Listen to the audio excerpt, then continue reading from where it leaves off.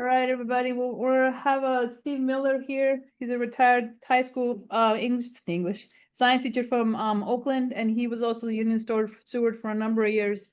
And he's also a scholar who studies AI a lot. So I wanted him to come talk about the environment and how AI impacts that, but he's going to talk about other issues. So go ahead, Steve. Well, thank you and hello, everybody. I don't mind if you guys ask questions during the presentation, not a bit, but it's hard for me to field them. So, hey, Sue, if you could just jump in if there's a question and stop me and For sure. field the question. Anyway, yes, I'm a retired science teacher.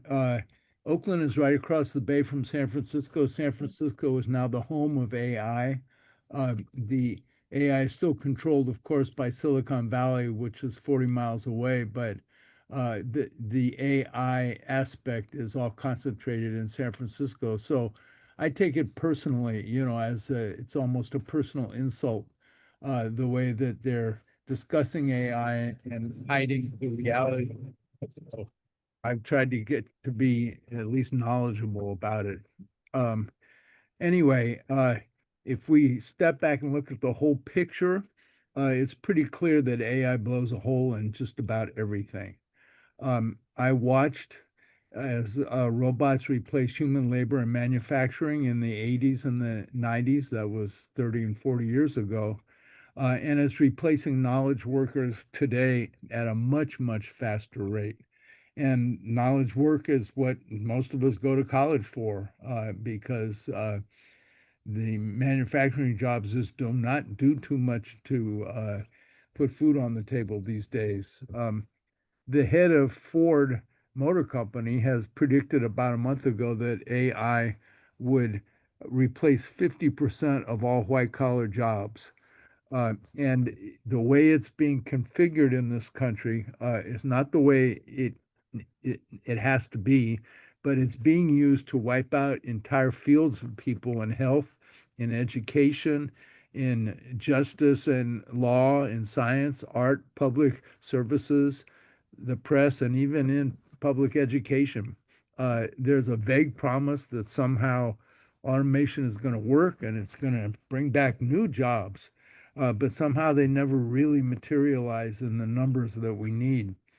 Um, since Trump was put in power in January, hundreds of thousands of federal workers have been fired. These are scientists, researchers, accountants, lawyers, experts in general, support staff. 300,000 African American women have left the federal government. Some were fired, some were furloughed, some took the buyout, some saw the writing on the wall.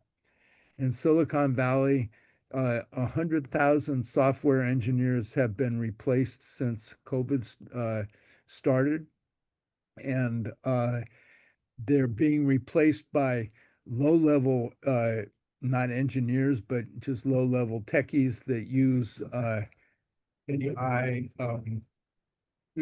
to do what the tech workers did. And these platforms understand that it's going to create all kinds of really sloppy programs, bugs, but make them on top of eliminating labor. You're breaking up a little bit, Steve. Sorry. You were breaking up a little bit. Uh, Go ahead. they make their money off of eliminating labor, and so that's what they do. We also see now tens of thousands of university scientists, researchers, and workers are being laid off. We're watching the very, very rapid transformation of higher education, where Trump is really going after the possibility or the potentiality in higher ed to have honest discussions about things. So what's going on is really a tremendous transformation, and it has like technology does. Right now, the platforms and the powers that be are building the economy without us right now in real time, and we're watching this happen. The environmental impact of AI is incredible. It's perhaps the most extractive industry that ever was created. Uh, AI centers extract copper in massive amounts, water, cement, and sand. Sand is the most second privatized natural resource in the world after water. Uh, and they all know that these AI uh, data centers need to be cooled. So naturally, the Great Lakes is just about the perfect place for that because the water is cold, as anybody knows who ever swam in Lake Michigan, and that's just what they need. So they're aiming at Chicago for a lot of these data centers. As a science teacher nerd, I sort of like to paint a picture with facts, so please forgive me. Um, Microsoft built in Chicago a data center in 2009 for $500 million. It used 2,177 metric tons of copper. That's about 4.8 million pounds of copper. Massive, just massive amounts. That all has to be extracted from somewhere. Until recently, the largest data centers were 150 megawatts. Uh, each one consumed about as much electricity in a year as 122,000 American homes. But now they're talking about 2,000 megawatt uh, data centers, more than twice as big, and each one will use about as much electricity as 3.5 San Francisco's do in 1 year. Under current plans, by 2030, data centers will globally use uh, as much more energy than India does, which is now the number 3 user of electricity in the world. That's just with the current plans for investment. Um, in 2023, US data centers use 17 billion gallons of water to cool their computers. Uh, in Newton County, Georgia, Meta built a $750 million data center. It uses 500,000 gallons of water a day, which is contaminated groundwater, and many of the taps in the city have run dry. Um, so we we're also told that these data centers are the essential thing for building jobs in America, but they don't employ people. They only have a couple people in there and a dog. The people are there to turn off the lights, and the dog is there to keep them from messing with the machinery. So there's not too many jobs are going to get built from this. The question is, why do we need data centers on such a scale as this? And their purpose is because they want to extract all of our data, our personal and public property, not just photos, but everything we say and do, who we connect with, etc. These are our personal social relationships, which are being privatized as we speak and turned into fodder for corporate profit one way or the other. Um, the this is probably one of the largest heists of public property in human history. For example, ChatGPT was trained on the internet. Uh, they basically looted everything written in English since people have been writing in English, most of which is posted on the internet. So they just took it and used it to train ChatGPT under the notion that somehow this is going to lead to AGI or artificial general intelligence. We'll get to that in a minute, but we're told that AI and ChatGPT and Grok and all of these other so-called wonderful things are labor saving, and they really make our lives better, but they depend on precarity in the global South. When in 2011 they realized that they could use the internet for ChatGPT, but they once they harvested all that stuff, they realized that they got huge amounts of really, really horrible videos of abuse of humans and animals, of all kinds of horrible sexual practices with children, and they had to clean that up. So they hired what they call ghost workers. These are people who live in English-speaking countries, particular Kenya, Pakistan, the Philippines, and even Venezuela, to look at uh, hour after hour after hour of these really, really horrible movies and videos and clean them up and tell the chat which one was good and which one was no good. So the result was that after about 4 or 5 months, these people just literally burn out, just like Amazon workers do. They only got paid $2 an hour, and human beings just cannot watch that stuff over and over and over without changing and being affected. And so they burned out these workers, many of whom are suing. So the question is AGI, artificial general intelligence, even possible to achieve? It's certainly the marketing ploy of Silicon Valley. And the US government, of course, recognizes that AI is a general purpose technology. That means it can be implemented everywhere, like electricity, for example, is a general purpose technology. The internet was a general purpose technology. And that this is a force multiplier in the world. Well, the United States is at war with most of the world right now, one way or the other, and they intend to use it for that.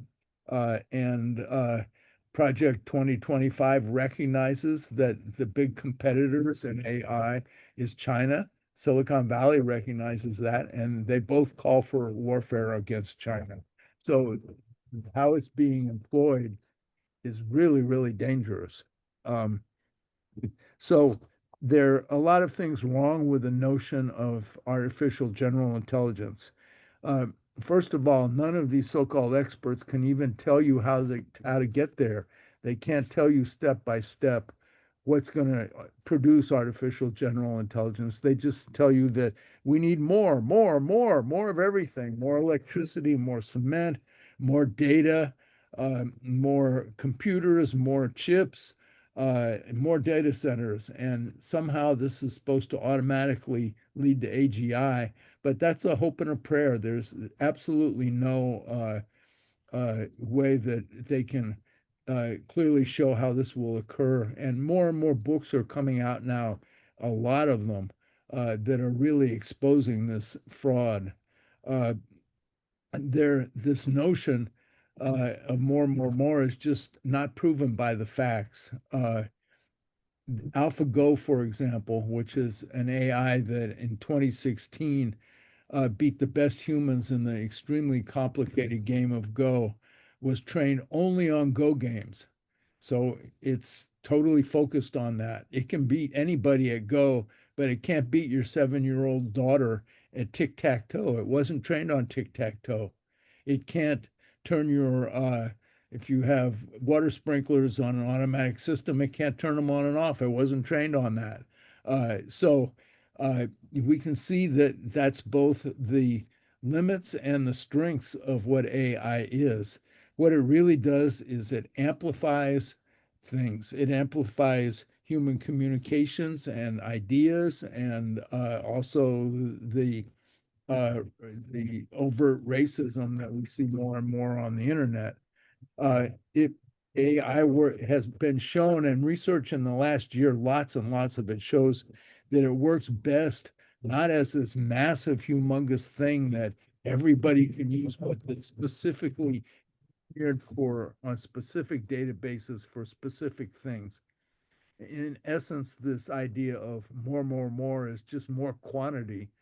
But it turns out that human beings working with AI add the quality that works. In China, for example, which is way ahead of the United States in robots, they talk about robots, but they also talk about cobots. In other words, uh, robots that do not replace human labor, but are used to augment human labor. But this is not Silicon Valley's model. Getting rid of people is because that way they maximize the profits. costs a lot of money to hire human beings.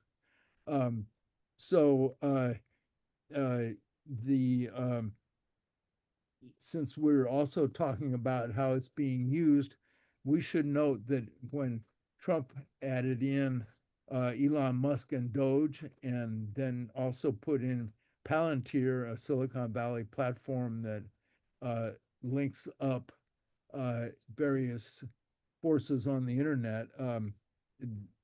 So Palantir is the whole backbone of the surveillance internet that we have today. This is the greatest transfer upwards of public wealth in human history. Just imagine the knowledge that they captured. And they tell us, yeah, well, we're going to privatize the weather service. And when the tornado is coming, you can get a 5-minute warning. But if you upgrade to the gold standard, you could get a half an hour warning. This is the way things are going. And this is the total misuse of this tool. So that's one problem. When China launched its AI called Deep 6, it launched it very significantly on the exact day that Trump was inaugurated. DeepSeek works as well or better than ChatGPT, and it does it for 1/10 of the cost. The reason is that it was not trained on massive amounts of data. It was trained on asking human beings prompts about how they evaluate things, and then analyzing the prompts together. So once again, the going towards mega size is not the direction that seems to work at all with AI. The other big problem is that AI is simply quantitative. It's reducing all human knowledge, all personal relationships to numbers that can then be assessed by a computer. It's like one big standardized test, the ones that were shoved down our throats in high school, the ones that you have to pass in order to get into college and increasingly to get jobs. These are all quantitative too, and they simply don't reflect the reality of things. I've studied the impact of high stakes testing in high school because I was a high school teacher. I studied it for years and years, and the only thing it correlates to is the size of the household of the student who's taking the test. In other words, big household, big scores. Little household, little scores. If you're homeless, lower scores yet. And of course, that makes perfect sense when you think about it, but it doesn't correlate to any other form of measurement of human intelligence. Nevertheless, we're addicted to this quantitative approach, and this is what AI is offering. No AI or language model can match the biological, the social, and the cognitive processes of human beings. We all know that if we were kids, we raised kids. When we watch this process, we know that intelligence is not a single linear measurable thing that machines can somehow surpass us on one day. But we have two kinds of profits coming out of Silicon Valley to sell their equipment. One says that AI will free up humanity forever, and the other one says that it will turn us into its slaves. Both are just hypes to hype this idea. The human brain is a 2.2-pound gooey, wet computer that runs on sugar, which is really just concentrated solar energy. It has 500 times the connections of the largest AI in existence. So there's no way they're going to approximate that anytime soon. And of course, we know that we're not defined by numerical qualities like data points and cell counts.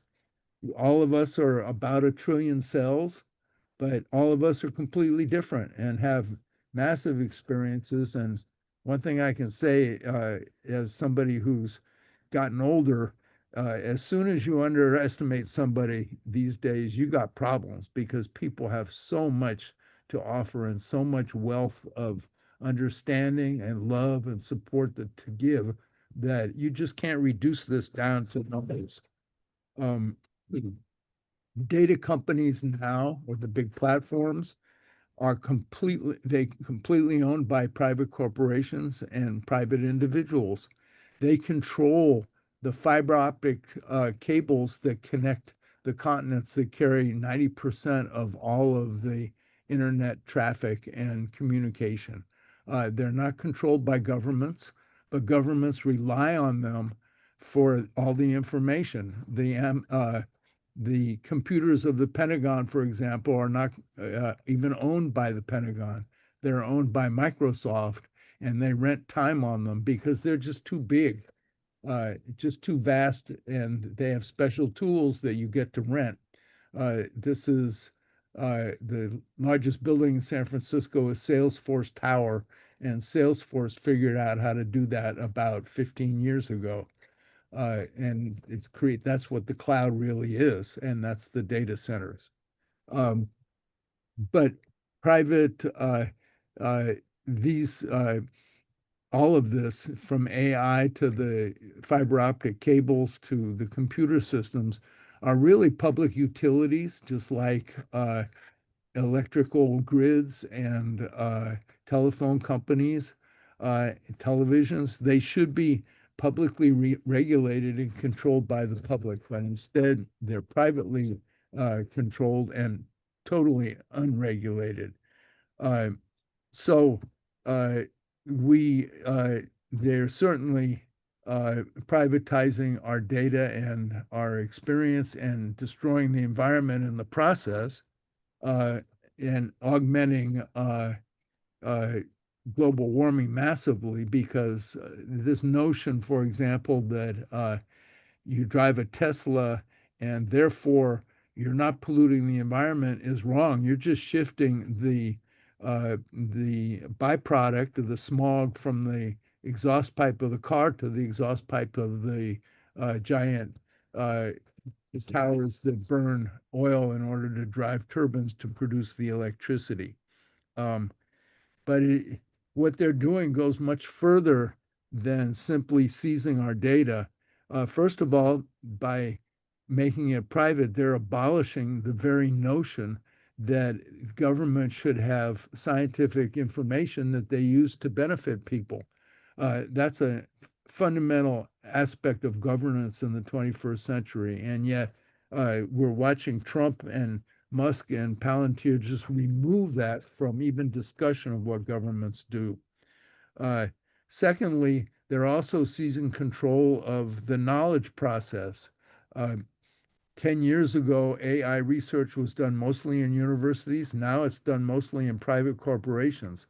This is why Trump is trying to move the R&D money out of the universities and into the private corporations, and he's doing that very successfully.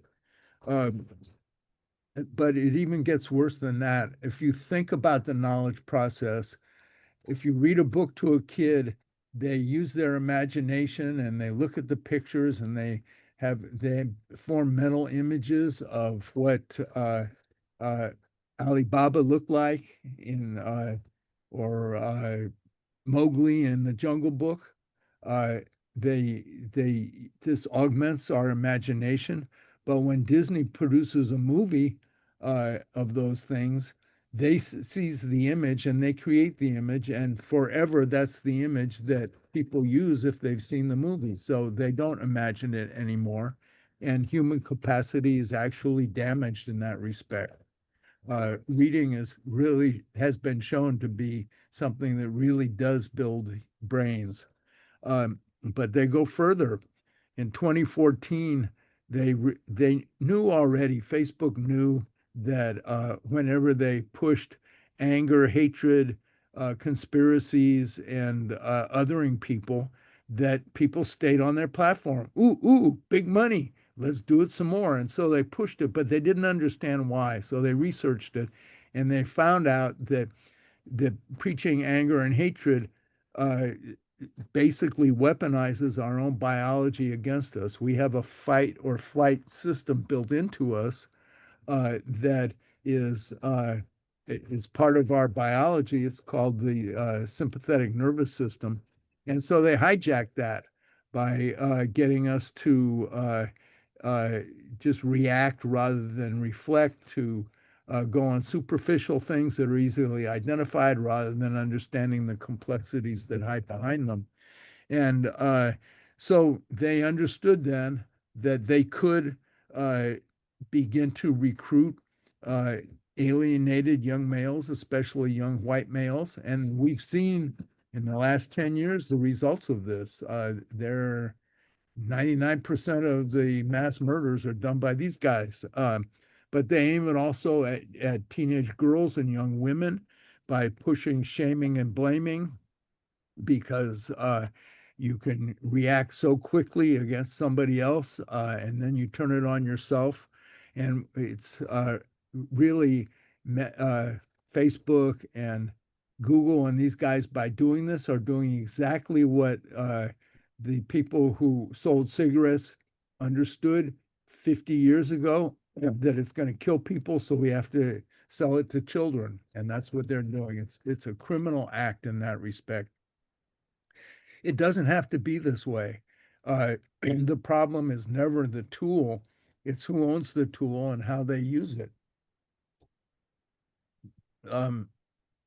We've network theory and digital technology and social media, our experience in social media shows us that it augments our capacity to communicate, to cooperate together, and to collaborate to achieve things. If you like baseball statistics, you can hook up with people around the world and just spend the time working on baseball statistics or particular kinds of food or poodle dogs. All of the people who are fans of these things can collaborate and work together. This is a positive thing, and it actually produces laws of increasing returns. Increasing communications, excuse me, does increase returns. But these laws are shackled and blocked by the private ownership, and we're locked into a system that only looks into laws of diminishing returns. When 500 years ago Europeans landed on this continent, they seized everything. It was free. But then they started having put up fences, hire security, keep those people out. All of that's an expense. And this is the diminishing returns that we begin to see. So we're in a system that configures AI and configures the use of AI for certain purposes. It doesn't have to be that way. And once we take the control of AI out of private hands and make it a public utility, I think we're all going to find that it's not going to be crippled anymore. We don't have to go through stuff like Elon Musk's Grok, which he didn't bother to clean. He just released it to the public, and it started talking about mass rape and how wonderful concentration camps are, and we should put people in them. And so they had to clean that one up. But that's the direction that's inherent in the way it's configured now. I do think that all of us today are living in absolutely unprecedented times. We've never seen anything like this. And I think that we're all going to have to really understand this and grapple with it. It's not going to go away. But the people who are alive, particularly the younger people like you guys, are going to be the ones that solve this problem for humanity, because otherwise we're going to pay the price big time. And we're seeing that already. I'll stop there. There's a lot more to say. Thanks a lot. And I'm looking forward to your questions. All right, questions? Shelby, go ahead. What do you think would be a good way to sort of like combat the decline of media literacy, since that is just like non-existent at this point? Really good question, and it's a very broad question. can you have experts without expertise? I think we all know that when we write, and I like to write, uh, all of a sudden things pop out that we never thought about before. That's because our unconscious mind is much, much, much larger and does much more thinking and processing than our conscious mind does. But the process has to be trained. It has to be literally made real or realized. And that's the process of literacy and likewise the process of media literacy. People have to interact with it, learn about it, and it has to be configured so they can use it for their own benefit and not to benefit somebody who's going to uh, seize the control of it and turn it to their own profit. If I can just digress a second for a good example, people knew for hundreds of years that everybody carries a baby on the left side far more than on the right side. They didn't know why. Uh, Once we started getting videos and you could search the videos and compare uh, how right people holding babies in the right hand and the left hand and compare their faces, they found out that the left side of the face conveys social learning and social meaning much more than the right side of the face. So, since babies have got to be socialized, people instinctively, since before we lived in cities, knew to carry the babies on the left side because the baby's looking at your left side of your face and you're helping it to learn. Well, that was a really positive use of technology to achieve that. But that means that those tools are put to questions that benefit the people and not where the results are hidden away and used to sell. You look at people who are having babies, so you focus on the left side of their face and sell makeup or something like that. I could babble on, but really good question. Thank you. Go ahead. Do you think big tech companies such as Google, IBM, Nvidia, do you think they're gonna monopolize AI? Do you think it's gonna stay within those companies? They've already monopolized it. There's no question about that. We used to think monopolies were bad, but now platforms are good. Uh, and platforms are monopolies. They literally control just about every aspect of it. And it's not public and it's not done for public benefit. So uh, we're facing, in what I think is a historic moment for this country, precisely that issue of how can we pry this out of their hands, because it could be used for public benefit. 150, 110 years ago, we took electricity away from private control and made it a public utility, and everybody benefited. That step is a necessary step for society at this point. Steve, can you speak more to what the Chinese have done with their AI that's different than how we're doing things here? Uh, First of all, without going into a big question of China's socialist and is that good or bad, et cetera, the Chinese have a different economic structure than we have. Banks, for example, are regulated by the state. They're not allowed to have private control of money and all that sort of stuff. So likewise, that's the similar case with AI. And so if you look at an economy and you step back, there are machines that make machines, and there are machines that make commodities for people to buy. The investing in the machines that make the commodities produces a quick profit, and this country is addicted to quick profit.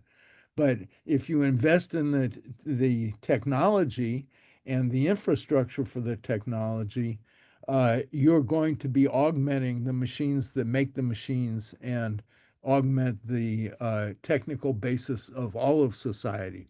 So China's smart. They understand that that's a good way to begin. In fact, the United States did that it's beginning around 1900. It deliberately invested in infrastructure and technical infrastructure so that it could build human infrastructure. And so that's the direction it's going in China. They really don't use, and I'm not claiming anything is perfect or anything like that, believe me, but uh, they don't use AI just for concentrating profits in the hands of Mark Zuckerberg. They deliberately aim it towards expert training. For example, in baseball next year, they're going to have an AI umpire, and they're getting rid of umpires apparently. So the AI is going to call balls and strikes. Great. But what about human beings? What about the catcher who it determines also balls and strikes? This expertise could be lost, and you can just about look at anything. Uh, if you they have a study in England of like 400 or 500 doctors who are specialists in colon diseases. And so they take pictures with a camera inside the colon and they look for polyps, which are the beginning of tumors that grow. These guys had dozens of years of experience, all of them. But when AI was added in, they say, oh, yeah, AI is looking over here. Forget that stuff. Hey, look at that. And their ability to distinguish disease dropped tremendously. This has been shown also by Microsoft and a number of other studies that are increasingly coming out that show that humans are actually being de-skilled if it's not used to augment human intelligence rather than it's being used as it is here to replace human intelligence. Go ahead. What do you feel will be the long-term consequences from the AI centers that have been funded by the states of Minnesota and Wisconsin, considering that they have a very large amount of fresh water as well as a large amount of lakes? How do you think that will affect us long-term due to the fact that the Mississippi River connects to all of those lakes and rivers that are in those two states? Yeah, I mean, I think it was Google who bought 3 Mile Island. 3 Mile Island was a nuclear reactor in Pennsylvania that melted down in 1979. So where does all that radioactivity go? It goes into the water. It goes into the Ohio River eventually. And these guys are not big on environmental waste being controlled. In fact, that cuts into profits, and so just dump it out, as we see it's being done all over the place, right? I lived in Chicago when the stockyards were still there, and if you were on the south side, it smelled really bad from about 10 in the morning and most of the day. That's because the dead carcasses and everything were just dumped into the river and thrown everywhere. It was horrible.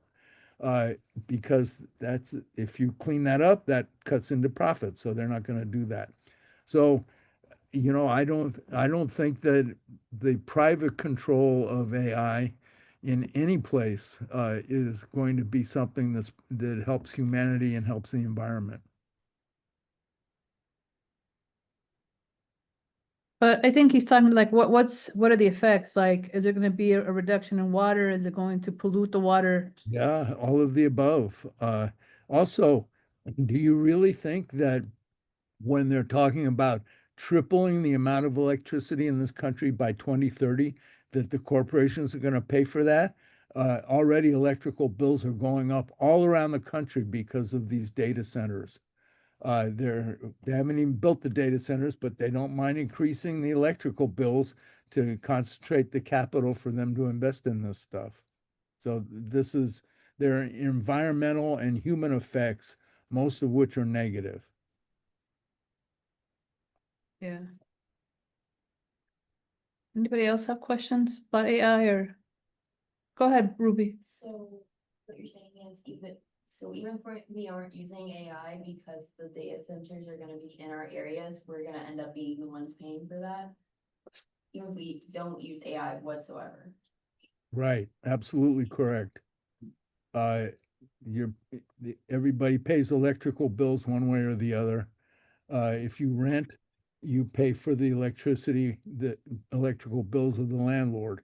So, that goes up, everything goes up. And, we're already in a situation, uh, with renting that most people can't do it anymore. It's getting really, really hard. I mean, when you have to spend 40, 50% of your income on rent, you guys know this way better than I do, uh, how hard it is, and it's just going to keep driving the cost of living upwards. Go ahead, Christopher. So I know they're building, buildings exclusively for data centers. How do you think that's gonna affect the homeless population or just urban planning in general? I couldn't hear everything. Could you repeat it, please, or Jesus, sum it up? So I know they build, buildings exclusively for data centers. How do you think that'll affect the homeless population or just like urban planning in general? Well, this is being done without urban planning. Um, and it's everything in this country seems to be financialized rather than uh, aimed at building an infrastructure that supports human beings. And so, as a result of that financialization, the price of everything is going up. You know, Biden said the economy is wonderful, and he was right. That side of the economy, the people who live by investments, that's going up. That's great. You know, when you have inflation, it makes my stock worth more money. But for people who have to buy food and pay for rent and handle transportation and health care, the prices are just going through the roof. And AI is part of that process of driving that cost up because they always pass the expenses on to the consumer one way or the other. And he also asked, what's going to happen to homeless people? Well, we've already heard one guy on last week suggest that they be given uh, uh, what is it, chemically assassinated. Uh, they don't know what to do with homeless people, and in fact, globally, you have just vast numbers of people who are no longer being employed, and these are the global migrants that the number of migrants doubled between like 2019 and 2024. And that reflects what's going on with people as the more you replace uh, people who study the weather with a machine, those people have to live. Okay, what they have to buy things, they have to house, they have to rent. It accelerates the skids to oblivion.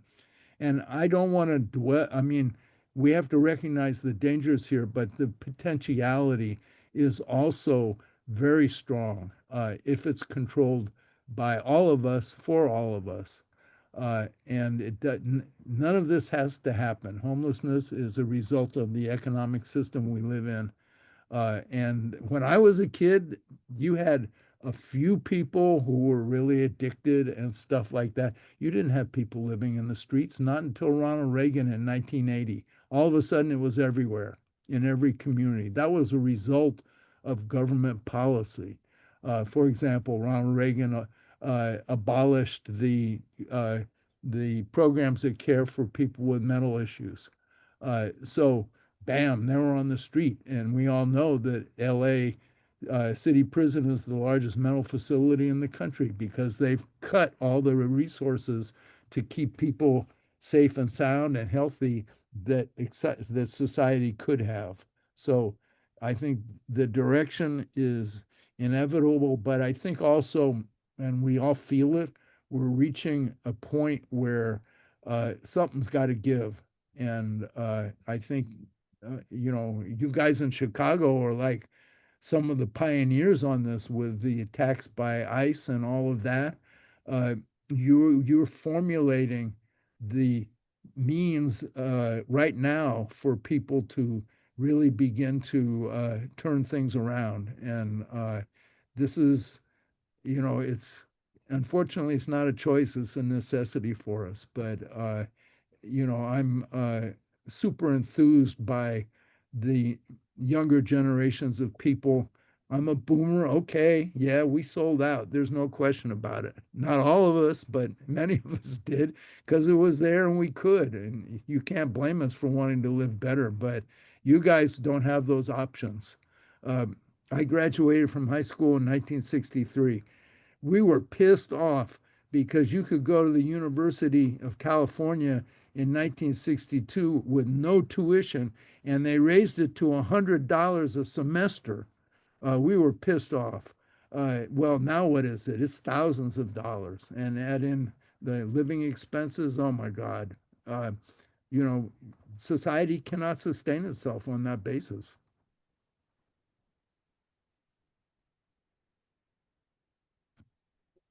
Other questions? Could I ask a question? Sure. You guys have a lot of experience with AI, more, I think, than we really recognize. You've been dealing with it and using it. What's your experience and how do things stack up for you and what questions does it raise? Go ahead, Shelby. I think the issue that I've seen with AI is like it's way too accessible, and the issue is that it becomes like a trend. Like I remember that there used to be this fun little trend where you would like put your picture into this AI filter and it would like make a fun little like profile picture or whatever. And like everyone was doing that. And I just wondered that like, you know, because it was so widespread, like even just that amount of generative AI and like the power that it used for that one specific trend, you know, multiplied by like, you know, the people who use like ChatGPT to ask what their name is, or the people who use, you know, Grok to be like, hey, show me a picture of the whatever, you know, it's like it's way too accessible to people who don't need it. Mm, And what they do is they have all the data of all the people who ever created those pictures. They sort them by uh, gender, they sort them by age, and then they figure out, okay, well, look, these guys used it 40 times and those guys used it twice. So I'm going to have dedicated ads that target those people to tell them about the wonders of this system or the wonders of that system rather than using it like I said in the example about holding babies. That's just another example of the privatized use of what should be a public tool. And that seems, look, I was guilty of doing that too, but it seems so, what's the word I'm looking at? Maybe absurd. Because you could use AI to, you were talking about the medical industry, you could use it to, you know, for higher purposes than just creating a meme or creating a profile picture. And because right now I think it's being used for things that don't really help people, you know? I don't know if I'm making sense. It just, To add on to that, it reminds me of there's a whole thing in November called NaNoWriMo, where basically you're tasked with writing like a passage or a book or a novel, a short story, whatever, in the month of November. And last year they had to cancel it because there was a whole big debate because the people who run it said that you could use AI. oof. And so, yeah. And so a lot of people were like, I don't know if I want to support that. And then there was a whole other separate like sub debate of like, well, you know, AI could be used as like a writing tool for either people who are like disabled or can't Yeah. write or things like that. And so you had people on both sides that were advocating for or against the use of AI in something that is like, I guess stereotypically and, you know, used for human intelligence. You're writing your own short story. Right. Yeah, go ahead. Just to add on to the fact that not only is it not beneficial at all, it's also just like outright damaging to people that like overly use AI for like, cause personally, I've never used AI for like essays or anything like that because like genuinely I feel like I can write better than what AI can supply me with. It's just so robotic and you have to like, it feels like more work than just writing the essay on your own. Mm. And I just hear so many people around me, like not even like outside of school or essays, they're just like using it for the stupidest things that they don't need it for. Like, oh, I'm gonna make cookies. ChatGPT, tell me how to make cookies. Like, you could look this up, you could watch a video. Like, there are so many alternatives to get this information that you don't need ChatGPT for, and it's just making people so Say it. useless. Useless. Like your brain is a muscle. If you're not using it, you're relying on ChatGPT for everything. Like it's just kind of scary where it's getting. Yeah. Go ahead, Ruby, and then Christopher. It also, when you use AI, even if you're not even just using it for your essays, which it doesn't really work for, even if you're just using it to study, it's like very inaccurate. It's using what's on the internet, and majority of the internet is not correct. It's not training just based off like scholar papers or all that stuff. It's training off of whatever it can find. And also it's stealing that information from so many people. May it be art, maybe photos, Yeah. maybe writing. So you're not only, when you're using it, not only are you plagiarizing, but you're also probably getting a lot of incorrect information. So it's just making you dumber if you're trusting it. Mm. Christopher? I think it's also just scary because I know some people use AI as therapy. There's a case in California, I believe, where a person killed themselves. Because the AI basically gave them like suggestions on how to do it. What? Yeah. I didn't hear about that. Oh, yeah. Go ahead, Alicia. Yeah, and so I was like, I also have another question for you after, but, so, cause, AI also doesn't really help with like research, because since people use it with like AI photos and everything, it poisons the like information, and so like when I'm trying to do like historical research or something, it can be hard to find like photos from the time, and I have to like go out of my way to like find certain things because there's just so much like AI misinformation and everything. And then also I wanted to know, like, is there stuff that we can do, like, I don't know, like as a collective or like individuals that'll help like mitigate this, or I don't know, I mean. Did you get the question, Steve? Yeah, it's gonna be a battle, for sure. But you guys are in an institution, and that institution is using AI in many, many ways already. And you have the power to express opinions and to really find others who share those opinions and collaborate together around action to guarantee that your institution uses it in a way that benefits people. I'm not saying it's easy. I'm saying it's a necessity. And we don't have much choice about that. But you know, just listening to you guys, I can tell that there are many good ideas about using AI, just as many as the ones that we hear on the news of all the problems that happen with it. You know, I mean, with Facebook, they have 23 buddies that your kids can hook up with. There's the wise rabbit, the older brother, the magician, etc., etc. And they talk to you, and they tell you how good you are, because if they didn't, you would go to some other platform. And this is a total misuse of that technology. Just another example. Ruby, did you have a question? That's a good question, but you mentioned that for the writing thing, they were saying that it could be an alternative for people with like a disability. But people who have disabilities have been writing for years. Yeah. There's like ways, like there's like literally, like I think if you go on Google Docs, you can speak to like speech to text, and then also people will sometimes use that as an excuse for AI and art and be like, oh, you know, I hate Oh, that- that so much.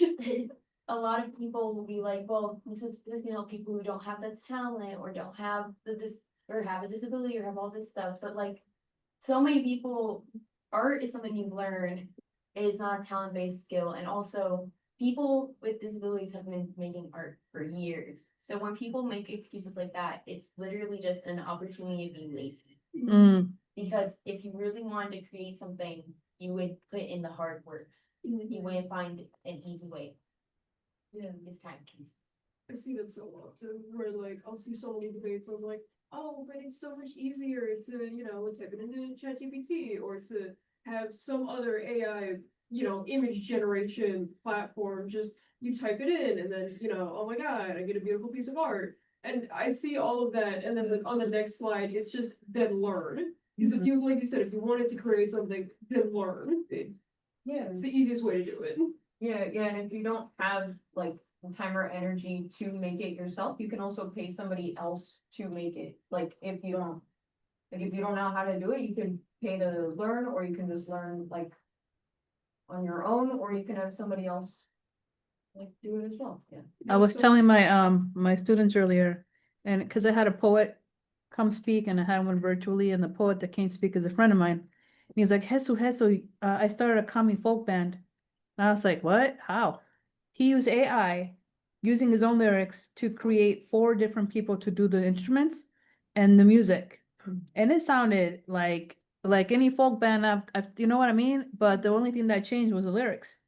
That to me was a trip. But he was telling me there was a musician who got a $3 million contract by doing the same thing. Yeah, Yeah. an R&B artist. I forget her name. But they don't even pay regular artists that amount. Yeah. And this is all AI generated music. I was like, holy crap. But he showed me the pictures of the AI he created too. They were like anime with little kami hats. But I was like, wow. And the lyrics were funny, but it just struck me that it sounded just like human voices. And the music was pretty good, you know? So that's what's the problem is like, why not? I don't know. I feel bad for the music industry just because they're suffering as much as the writing industry and other industries that are being hurt by AI, you know? I've I like live music. I'm not a musician, but I love live music. And to watch the way that the musicians interact, you know, where they're improvising and sharing all at the same time without having to follow a script and stuff is just marvelous. I mean, it's just amazing to see human beings do that. And yet, without their expertise on the instruments, that's lost. That Yeah. level of communication is gone. And so you just can't have experts without expertise, as you guys have mentioned already. Yeah. Go ahead, Candy. I guess like my issue, which is like from the last, what we were just talking about like artists using AI, is that there's so many people that are supportive of those artists and they know that these artists are AI and they still choose to listen to them, you know, they still choose to stream their music and such. And it's kind of like the same way with like, yeah, like I feel like people rely on AI way too much and it takes away their like authenticity, Hmm. you know, and yeah, it's just like a really scary time because I guess my question is, how do we draw back from something that people are already like relying on so much, you know? And I think that's just like a personal thing that we have to ask ourselves. AI can't hug your kids. It can't climb a tree.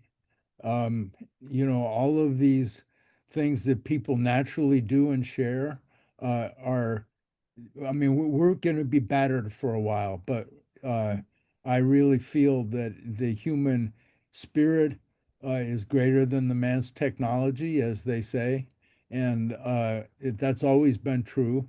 Uh, and we will, I mean, it is a tool. It's a wonderful tool if it's used right, but it doesn't do everything and it shouldn't do everything. And it can't fall in love. It can't look at that person across the room and flash your eyes at them. None of that works with AI. So it's not going to replace that. They've already found all these, back in the day, older people went on these dating apps, like from the 1990s on. And guess what? They stole all their data. And was their success with meeting people any better? No.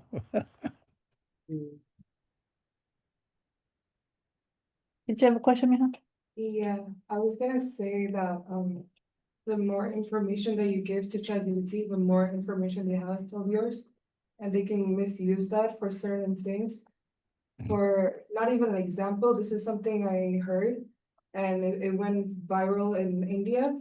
What happened is that the people that use, source of AI and everything, and they upload their picture to do like, fun stuff like creativity and stuff.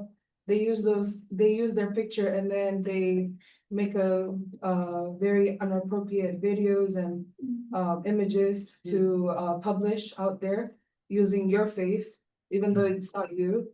And like, I feel like that's like very scary because most of the time, whenever I start taking like, picture of myself or something, my parents always tells me like not to upload them like in public faces because people can use it and then make such a content like these and then Oh, they can misuse it. Yeah, that's terrible. that is, and it happened in India. It's very bad out there. The anti-abortion movement uses AI to search the internet to see which people are investigating birth control and morning after pills, and then they turn the information over to these bounty hunters in Texas who are legally enabled by the law to sue anybody in the country for supporting abortions, and they themselves can pick where the lawsuit is heard. Funny thing is always in Texas.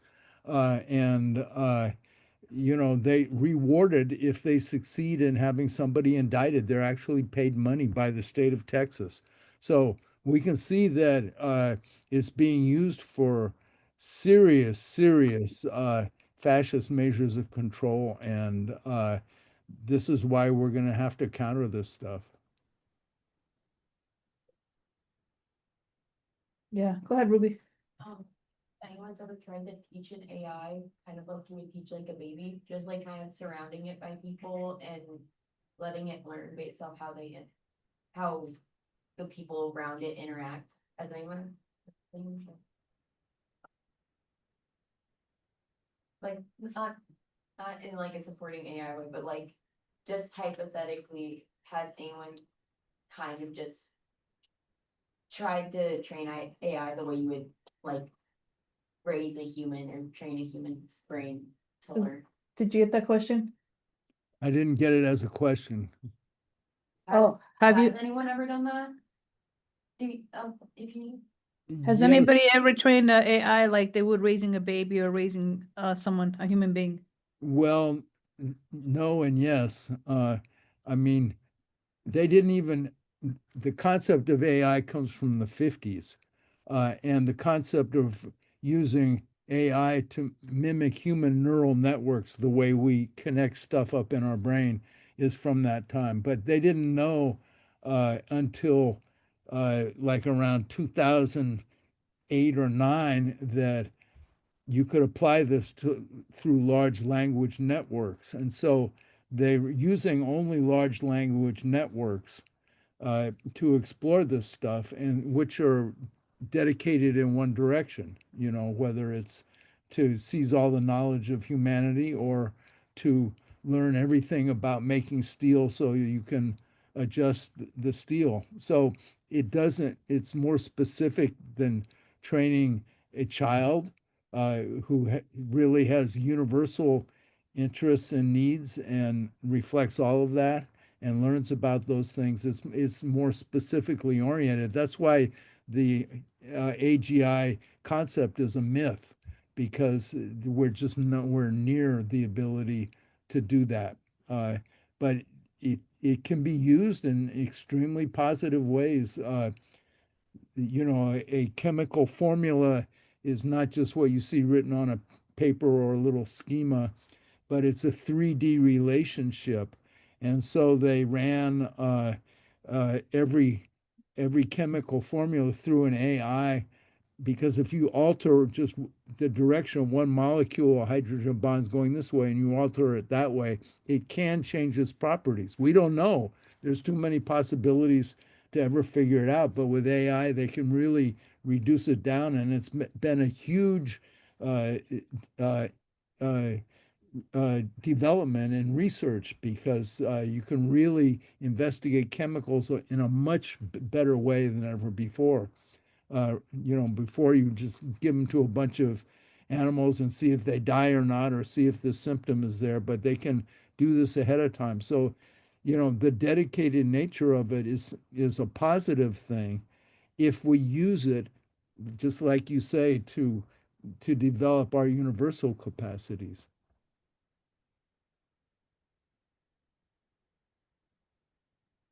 Go ahead. I don't know if it's relevant enough, but I kind of want to know if you have anything that gives you like hope that our environment is going to get better or our society will get better. And more so on that, like, do you think specifically being an educator has brought you that kind of hope? Yeah, for sure. I didn't start teaching until I was 40. And then I said, damn, I've been teaching all my life. I didn't even know it. And so the capacity and the clarity that your generation brings is really heartening to me because, we had a choice in my generation. You guys aren't going to have much choice. You're going to have to deal with this stuff because it's already being used to deal with all of us. And like the Texas example for, just as one case. So it's really heartening to see the new generations, people under 40, who are just not fooled by somebody saying, oh, it's the American dream. You can participate in it. Everybody can participate in it. It doesn't seem to work like that. In my generation, they allowed enough money so you could actually get your way out and have your house in the countryside and a boat and kids go to college. That's no longer the deal anymore with employment. And so life goes on, and because you guys are part of life, you're going to fight and win.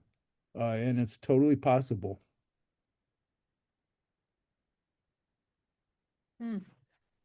That's a really good question.